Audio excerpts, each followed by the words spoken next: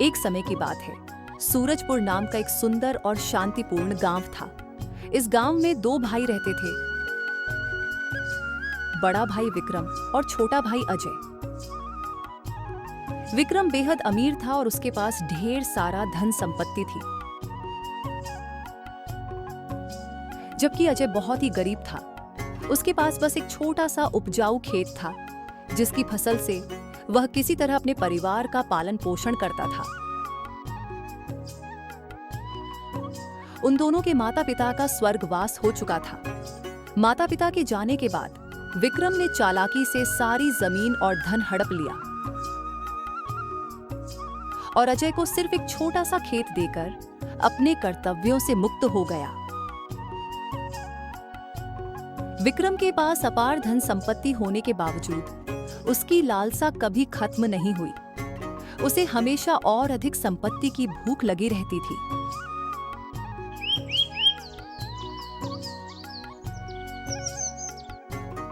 अजय की जमीन बहुत उपजाऊ थी।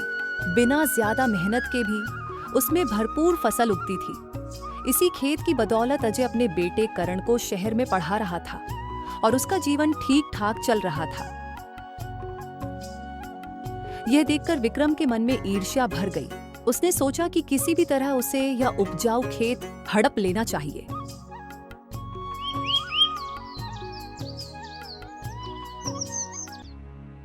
एक दिन विक्रम अजय के पास उसके खेत में पहुंचा, जब वह फसल की देखभाल कर रहा था।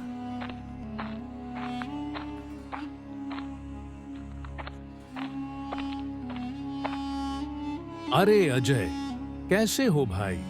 मैंने सुना है कि तुम अपने बेटे करण को शहर में पढ़ा रहे हो और इतने छोटे से खेत में खेती कर रहे हो। बताओ, इतनी छोटी जमीन में खेती करके तुम भला उसके पढ़ाई का खर्च कैसे उठा पाओगे? भैया, आप सही कह रहे हैं, पर मैं कोई ना कोई रास्ता निकाल ही लूंगा। जरूरत पड़ी तो सरकारी लोन भी ले लूंगा, लेकिन अपने बेटे को मजदूर नहीं बनने दूंगा। मैं उसे एक बड़ा आदमी बनाना चाहता हूं। अरे भाई, तू लोन क्यों लेगा? मैं तेरा बड़ा भाई हूं, मेरे पास आ, मुझसे पैसे ले ले, लेकिन बदले में बस अपनी यह जमीन मेरे पास गिरवी रख देना। भैया, ये नहीं हो सकता। यही खेत मेरी और मेरे बेटे की जिंदगी का सहारा है। मैं इसे किसी भी हालत में गिरवी नहीं रख सकता। यह सुनकर विक्रम गुस्से में वहां से चला गया, लेकिन उसने तय कर लिया कि किसी न किसी तरह यह खेत उसे हड़पना ही है।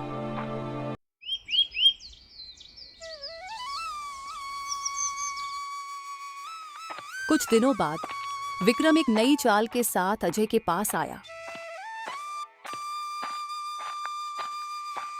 अजय, मुझे तुम्हारी ईमानदारी और मेहनत देखकर बहुत अच्छा लगा, इसलिए मैं तुम्हें एक बढ़िया मौका देना चाहता हूं। मेरी जो जमीन गांव के दूसरी तरफ है, वह तुम्हारे खेत से 5 गुना बड़ी है। तुम वहां खेती करो और खूब मुनाफा कमाओ। बदले में हम बस कुछ समय के लिए अपनी जमीनें आपस में बदल लेंगे। अजय को यह प्रस्ताव ठीक लगा और उसने हामी भर दी। अगर कुछ समय के लिए जमीन आपस में बदलेंगे तो ठीक है भैया। आज से कुछ समय के लिए मेरी जमीन आपकी और आपकी जमीन मेरी है। विक्रम ने बड़ी चालाकी से अजय से जमीन के कागजात पर अंगूठा लगवा लिया। अजय को पढ़ना लिखना नहीं आता था, इसलिए उसे नहीं पता था कि वह अपनी जमीन का मालिकाना हक खो चुका है।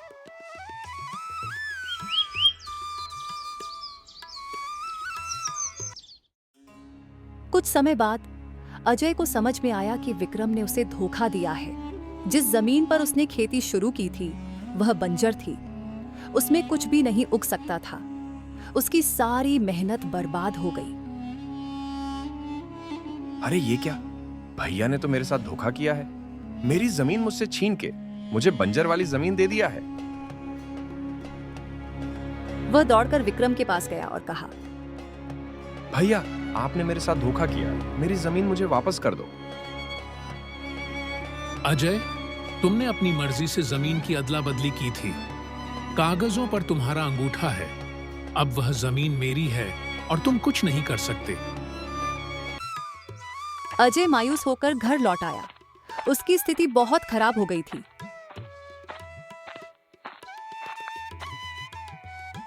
इसी बीच करण का फोन आया।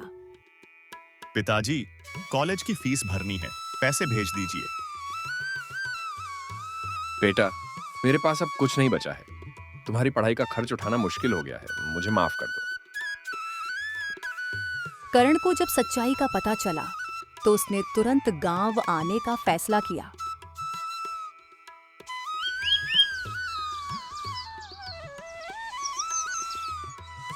करण गांव पहुंचा और अपने पिता से कहा, पिताजी, चिंता मत कीजिए, मुझे एक तरकीब सूझी है, बस जैसा मैं कहता हूँ वैसा कीजिए।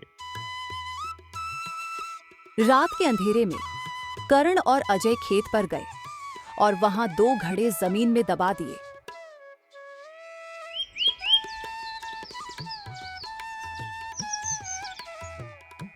अगली सुबह गांव में यह खबर फैल गई कि अजय के पुराने खेत से सोने से भरे घड़े निकले हैं। गांव में हर तरफ चर्चा होने लगी। भाई, तुमने क्या सुना है कि अजय के खेत में सोने के घड़े मिले हैं? अरे हाँ, मैंने भी सुना है। सारा गांव में अजय की तो चर्चा है।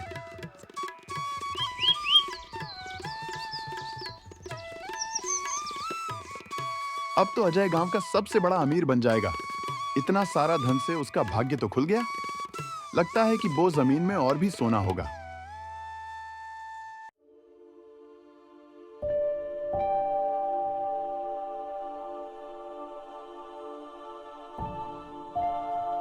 यह खबर सुनकर विक्रम बौखला गया। उसे लगा कि अगर खेत में 2 घड़े निकले हैं तो और भी छुपे हो सकते हैं। वह दौड़कर अजय के पास पहुंचा।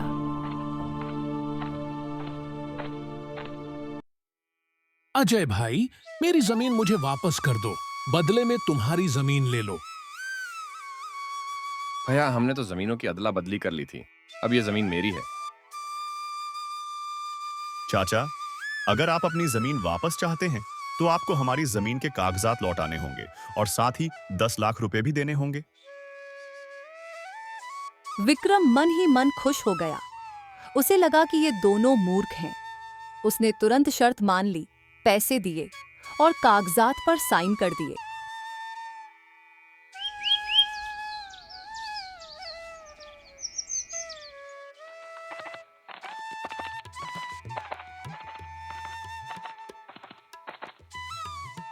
अगले दिन विक्रम अपने नौकर सुखराम के साथ खेत पर पहुंचा और खुदाई शुरू करवा दी।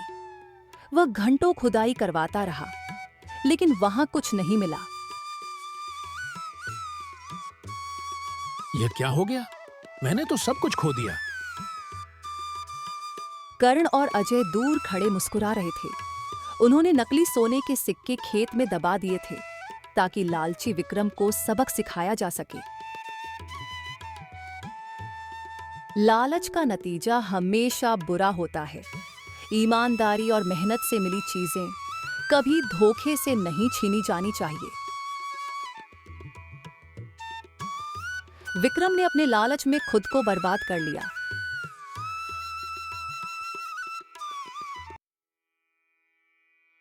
जबकि अजय की ईमानदारी ने उसे जीत दिलाई।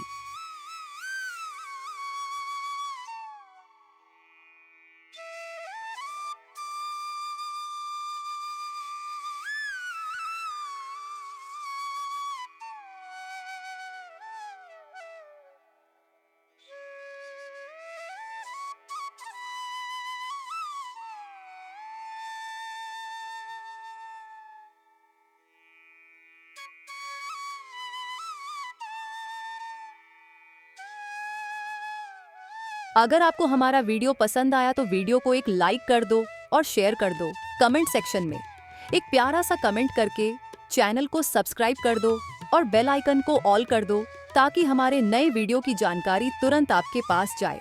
धन्यवाद।